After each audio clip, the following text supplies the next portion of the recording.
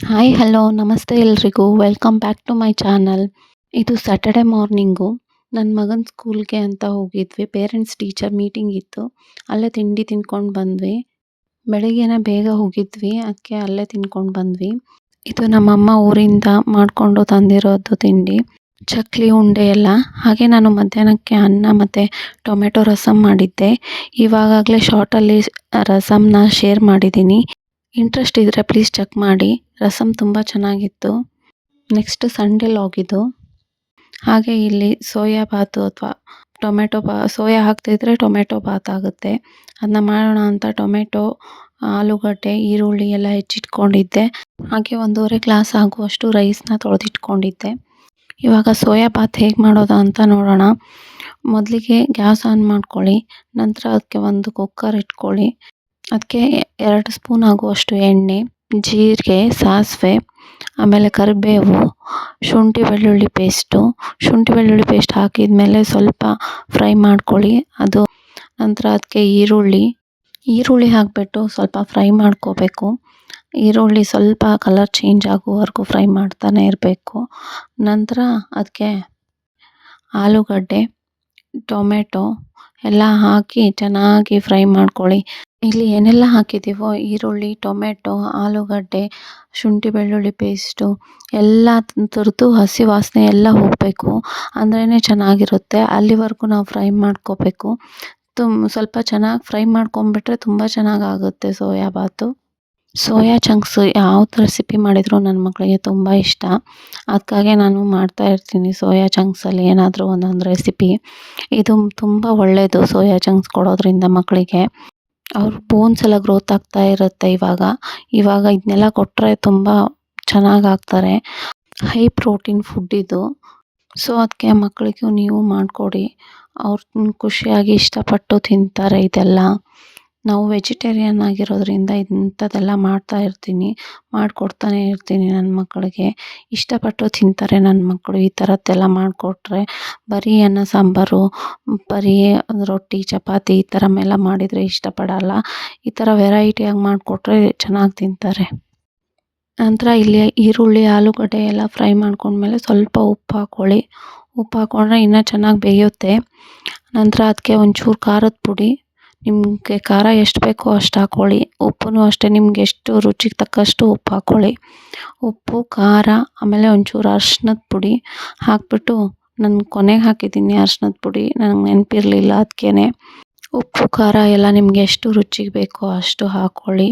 ನಂತರ ಸ್ವಲ್ಪ MTR ಗರಂ ಮಸಾಲ ಇಲ್ಲಿ ಹಾಕ್ಕೊಂಡಿದ್ದೀನಿ. ನಿಮ್ಮ ಹತ್ರ ಯಾವುದಿದೆಯೋ ಅದು ಹಾಕ್ಕೊಳ್ಳಿ, ನಡೆಯುತ್ತೆ. ನಮ್ಮಮ್ಮ ಮಾಡಿಕೊಟ್ಟಿರೋ ಮಸಾಲೆನೂ ಸೇರಿಸಿದ್ದೀನಿ ನಾನು. ಅವರು ಗರಂ ಮಸಾಲ ಥರನೇ ಒಂದು ಮಸಾಲೆನೇ ಮಾಡಿಕೊಟ್ಟಿರ್ತಾರೆ, ಎಲ್ಲ ಕಾಳು ಮಸಾಲೆ ಎಲ್ಲ ಹಾಕಿಬಿಟ್ಟು. ಅದನ್ನು ರೈಸ್ಗೆ ಈ ಥರ ಪಲಾವ್ ಮಾಡಿದಾಗ ಎಲ್ಲ ಹಾಕಿರ್ತೀನಿ ನಾನು. ಆಮೇಲೆ ಪಲ್ಯಗಳಿಗೆ, ಸಾಂಬಾರುಗಳಿಗೆ ಅದನ್ನೇ ಯೂಸ್ ಮಾಡೋದು ನಾನು. ನಂತರ ಇಲ್ಲಿ ಕೊನೆಯಲ್ಲಿ ನಾನು ಕಡಲೆ ಬೀಜ ಹಾಕ್ಕೊಂಡಿದ್ದೀನಿ. ಯಾಕಂದರೆ ಅದು ಒಂಥರ ಬೆಂದಿರೋ ಥರ ಟೇಸ್ಟ್ ಕೊಡುತ್ತೆ ನಮಗೆ.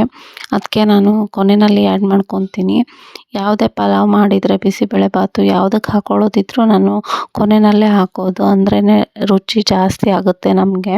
1.5 ಲೋಟದಷ್ಟು ಅಕ್ಕಿನ ತೊಳೆದಿಟ್ಕೊಂಡಿದ್ನಲ್ವ ಮೊದಲೇ, ಅದನ್ನ ಹಾಕ್ಕೊಂಡ್ಬಿಟ್ಟು ಚೆನ್ನಾಗಿ ಫ್ರೈ ಮಾಡ್ಕೊತೀನಿ.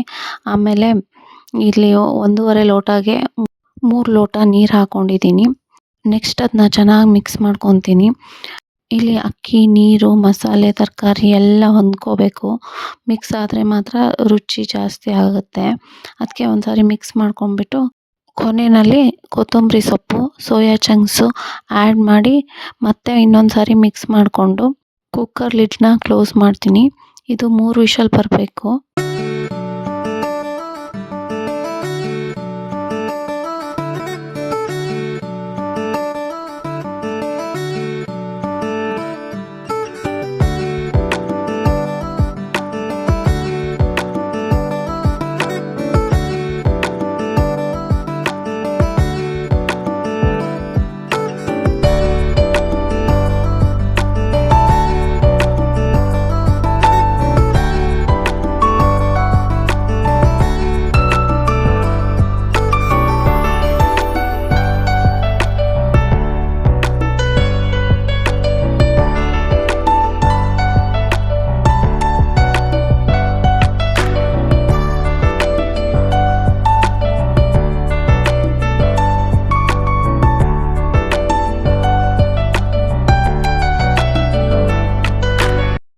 ಹಾಗೆ ಇಲ್ಲಿ ಈರುಳ್ಳಿ, ಟೊಮೆಟೊ, ಸೌತೆಕಾಯಿ, ಮೊಸರು, ಉಪ್ಪು ಎಲ್ಲ ಹಾಕೊಂಡ್ಬಿಟ್ಟು ಮೊಸರು ರಾಯ್ತ ಮಾಡ್ಕೊಂಡಿದ್ದೆ.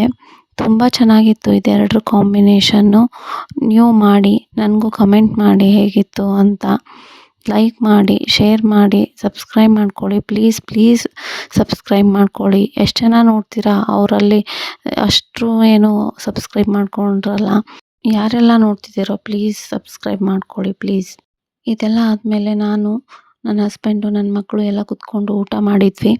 ರೈಸ್ನ ಇಷ್ಟಪಡೋಕ್ಕಿಂತ ಅದರಲ್ಲಿರೋ ಸೋಯಾ ಚಂಕ್ಸ್ನೇ ನನ್ನ ಮಕ್ಕಳು ತುಂಬ ಇಷ್ಟಪಡ್ತಾರೆ. ಅದನ್ನೇ ಆರಿಸ್ಕೊಂಡು ತಿಂದಿದ್ದಾಯಿತು ರೈಸ್ನ ಬಿಟ್ಟು. ನನಗೆ ಇಷ್ಟ ಆಗಲ್ಲ, ಅದು ಯಾಕೋ ಗೊತ್ತಿಲ್ಲ. ಸೋಯಾ ಚಂಕ್ಸ್ನ ತಿನ್ನಲ್ಲ, ಅವ್ರಿಗೆ ಹಾಕಿದೆ, ಅವ್ರು ತಿಂದರು. ಊಟ ಮಾಡಿದ್ಮೇಲೆ ಇದೇ ಇರುತ್ತಲ್ವ ಮಾಮೂಲಿ ಕೆಲಸ, ಪಾತ್ರೆ ತೊಳೆಯೋದು, ಅನಂತರ ಸಂಜೆ ಆದ ತಕ್ಷಣ ಕಸ ಗುಡಿಸೋದು, ಇದೆಲ್ಲ ಮಾಡಿಕೊಂಡು ಬಟ್ಟೆ ಒಂದು ರಾಶಿ ಇತ್ತು, ಅದನ್ನೆಲ್ಲ ಮಡಚಿ ತೆಗ್ದಿಟ್ಟಿದ್ದೆ. ಆ ನಂತರ ನನ್ನ ಮಗ ಏನು ಮಾಡಿದ್ದಾನೆ ನೋಡಿ, ಎಲ್ಲ ಚಾಕ್ ಪೀಸ್ ಎಲ್ಲ ತಗೊಂಬಂದು ಬೆಡ್ ಪೂರ್ತಿ ಅದನ್ನ ಹಾಕಿದ್ದಾನೆ. ಈಗ ಕೇಳಿದರೆ ಇದೆಲ್ಲ ನನಗೆ ಬೇಕು, ನಾನು ಬಚ್ಚಿಡ್ತೀನಿ ಅಂತ ಒಂದು ಬೆಡ್ಶೀಟ್ ತೊಗೊಂಡು ಬಚ್ಚಿಡ್ತಾ ಇದ್ದಾನೆ ಇಲ್ಲಿ. ಇಷ್ಟ ಆಗಿತ್ತು ಇವತ್ತಿನ ಲಾಗ್. ಪ್ಲೀಸ್ ಸಬ್ಸ್ಕ್ರೈಬ್ ಮಾಡ್ಕೊಳ್ಳಿ. Thank you for watching.